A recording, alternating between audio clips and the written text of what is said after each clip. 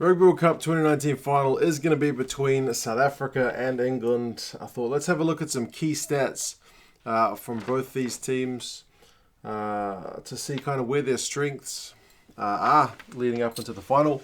Now, the World Cup website is not the best for stats. It's okay. They've got a decent selection of stats available. I've got a few on the board. I'll go over some more as well. But if you're wondering what those ones on the board are, points, tries, penalties, runs, getting over the advantage line. Tackles, I'll also talk a little bit about turnovers, line-out steals, line-out wins, and some individual stats. These are the team ones for the two teams. You kind of got to look at the average as well, because they have played a different number of games. South Africa played all 6, whereas England had the one cancelled game, only had 5. But I'll go over these stats, a bit of the manipulation which I've done in Excel, because the Rugby World Cup website doesn't allow for much of that. Again, it's okay. Yeah, and you guys can let me know your thoughts at the end. So we'll start with the one which kind of separates the two teams at the end of the day. It is points. Total points, South Africa's had 230. England have had 178 over their games. But as I mentioned, it is a different number of games that they've played. South Africa's played that one more. So South Africa's average is 38.3, England's average is 35.6. So not a lot in that. I realize now as I started this video, I meant to check up the pre-tournament rankings to see who had the harder run, but I didn't. I feel like England's pool, if you look at the world rankings, probably has higher ranked teams, but I didn't double check that. Also, tries, how did they get those points? 31 tries for South Africa, 22 for England, and if you're looking at averages again, South Africa 5.2, England 4.4. Who are your key guys in that area for South Africa? It's Makazole Mapimpi. He's had 5 tries, and he's kind of the guy who gets forgotten a little bit, which is kind of surprising because everyone talks about Colby, everyone talks about Nkosi, and Mapimpi sometimes gets a little bit of stick, but he is their top try scorer. He got 2 against Namibia, 1 against Italy, and 2 against Japan, so you might say, well, 2 against Namibia doesn't count for all that much, but still, you got to get them done. And the Japan game was a knockout game, so crucial tries. And the Italy game was also kind of like a knockout game in itself, because if they'd lost that one to Italy, which they didn't get anywhere near losing, but yeah, then they would have been in big trouble. So yeah, he scored 5 tries. For England, they got 3 guys on 3 tries, so there's not one out-and-out top try scorer, but it's Johnny May, Cowan Dickey, and Tuilangi. All of them with 3. May got 2 against Australia, 1 against Argentina, which again is top opposition to be getting tries against. I seem to remember one of the ones against Australia was a bit of a doddle, but still, you've got to be there in the right place. Cowan Dickey had 1 against Argentina, 1 against USA, and 1 against Tonga. Tuilangi had a crucial one against New Zealand, and then 2 in the opening game against Tonga. So, yeah, both sides quite capable of scoring tries. Points from the boot. This is one where, despite playing that one game fewer, England actually have a higher number. They've got 12 penalties kicked to South Africa's 10. So England's kicking 2.4 a game, South Africa 1.7. Pretty much South Africa goes with Pollard, but England's had a mixture of guys. I mean, they've got Ford and Farrell, who have been kicking the majority of them. I know Daly took a long shot in that last game, but I can't recall if he's actually had any other long shots at goal in the World Cup. Next one is runs, and then followed by the advantage line. So how many runs have the teams made?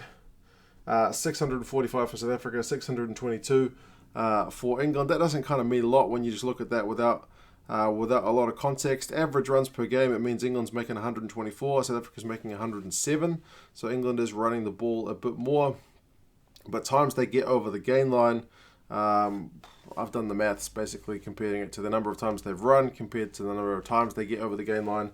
And South Africa's success rate for getting over the gain line from those 645 runs is 30%, whereas England is at 39%. So perhaps the attack is slightly more cutting for the English guys. But then, I forgot to write this one on the board. When you look at clean breaks, South Africa's had 78, England's had 62. So South Africa actually averages 13 a game, England 12.4. So despite this, they're generating a pretty similar amount of clean breaks. And as you know, clean breaks are a lot of the time what leads to tries being scored. I mean, In the World Cup final, you may get a game where this number, or drop goals, is maybe going to be more important than the tries, but still it is an interesting stat to look at. Number of tackles, 637 England, 660 for South Africa. So, 110 for South Africa, 127 for England. That's a fair few tackles per game, and I think both sides defensively have been pretty well up to standard. If you look at both their games last week, they both kind of excelled in that area. If you're looking at individuals for some of these team stats, like I mentioned, for runs, and it's an interesting one because Warren Gatland kind of took a sneaky jab at the Springboks in his press conference, saying that they've got kind of a set game plan which involves often using Damian de Allende like a loose forward and just busting it up with him. And he is their number one runner. He's made 50 runs for the Springboks. Leroux's made 40, but from fullback, a lot of those are going to be running the ball back. For England, kind of compares to that Gatland thing. It's Billy Vunipola with 55 runs. Daly again from fullback is second with 42. So I guess two guys to look out for in the final. De Allende for South Africa, Billy V for England, both kind of trying to punch that ball through. In terms of tackles, who are the guys going to be doing the work? And the names will be familiar, I think, to most of the fans of both these teams. South Africa, who do you think your top tackler is? Yes, you're right. It's Pieter-Steph du Toit. He's made 50. De Jacka's made 45 and Kolisi's made 44. So three of the guys that are crucial to that Springbok effort. England, who do you think it is? Do you think it's Curry or Underhill? It's Underhill. He's had 62. Itoje's made 55 and Curry's made 52. So it's kind of like you knew it was going to be these guys because they have been excelling week in, week out. And the numbers do back it up.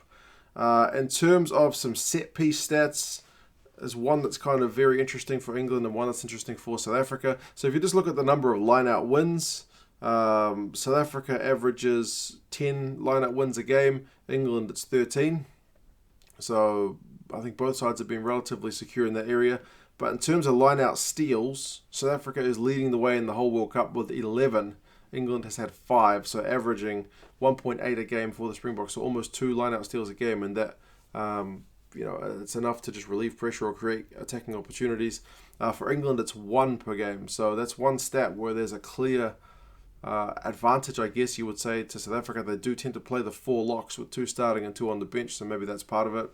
And you can swing back things the other way because if you're looking at turnovers, like the ones on the ground, England's had 48. They are the number 1 team in the Rugby World Cup for that. So they're averaging 9.6 turnovers a game. I'm thinking Curry, I'm thinking Underhill. Although South Africa is the second best team with 6.6, but England are kind of that third above. So is it going to be the English line-out which maybe gets in trouble or has to hold up? Is it going to be the South Africans a breakdown that maybe get put under a bit of pressure? It's going to be an interesting one. So, like I said, those are some of the stats that I dug out of what is on the Rugby World Cup website. It's kind of a pity. If there is a website which has got everything, I haven't found it. Some competitions tend to have better stats resources than others. The World Rugby one is not bad. I've seen worse, but I have seen better. It's missing kind of some stats which I'd like to be able to have a look at, and some which would be nice to be able to filter around with. It is a little bit clunky. It's more about just looking who's your top try scorer, who's your top tackler. It doesn't really take into account how many games they played and all that kind of stuff. But I did a little bit of the league work. Still could have done a lot more. I'm sure if you guys have got any interesting stats, do let me know as well. If you've got any good websites, the ones I use generally, ESPN, I've got a little good stats. Rugby Pass, their Match Center has got some good stats, and for this one, the official Rugby World Cup website. But you guys let me know your thoughts. How do you think those key guys, Underhill, Curry, Itoje, for England, the guys I mentioned for South Africa, Pollard with his goal kicking, Damian de Allende with his ball running, maybe Mapimpi with his try scoring. How do you think these guys are going to go? Do you think it is going to be the line out up against the groundwork of England? Is it going to be the tackles? Is it going to be the clean breaks? But you guys let me know your thoughts, and I'll talk to you again soon. See you later. Remember, guys, if you are looking for gear from England or for South Africa, the teams that are heading to the 2019 Rugby World Cup final, England Rugby Store has got both sides in stock. Long sleeve jersey for England is still there in multiple sizes. The alternate jersey is starting to sell out now. No more XL or 2XL, but there's still other sizes there. South Africa, it's cheaper to buy it in South Africa if you're in South Africa, but if you're not, check out England Rugby Store as well. They've got the South African jersey in stock. Use the code 2cents10. The link is in the description there. Code 2cents10 to take an additional 10% off, guys. Rugby World Cup final is not too far away.